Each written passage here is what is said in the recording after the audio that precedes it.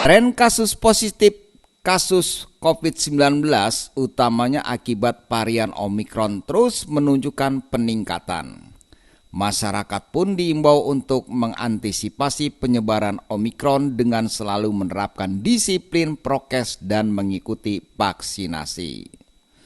Setelah kasus COVID-19 melandai sejak akhir 2021, kasus COVID-19 kembali mengalami tren peningkatan dengan munculnya varian Omikron.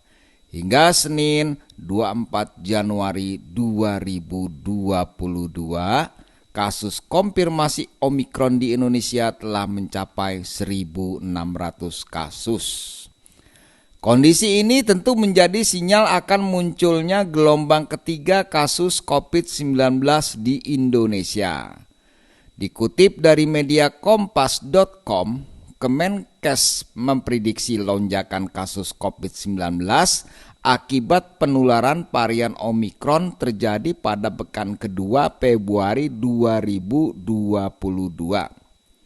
Prediksi tersebut juga diperkuat oleh Diki Budiman, ahli epidemiologi Indonesia di Griffith University, memprediksi gelombang ketiga kasus COVID-19 akan terjadi sekitar Februari dan Maret 2022.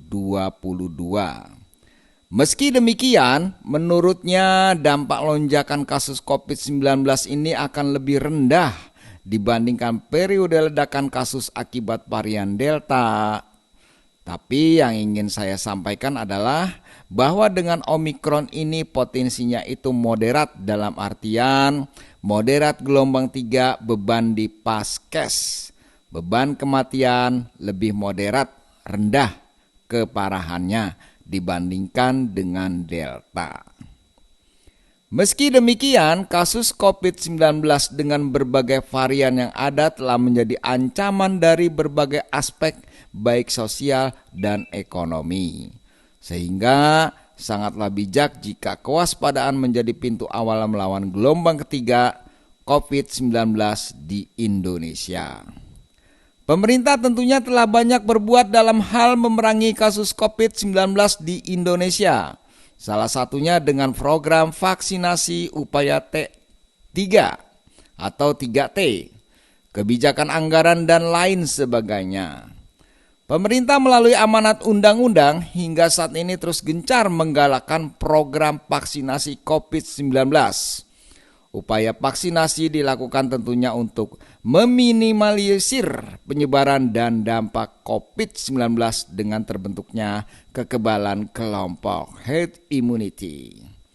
Merujuk pada publikasi WHO, cara mencegah COVID-19 Omikron masih sama seperti mencegah infeksi virus corona lainnya, yakni penerapan protokol kesehatan meliputi mencuci tangan dengan sabun, memakai masker, dan menjaga jarak.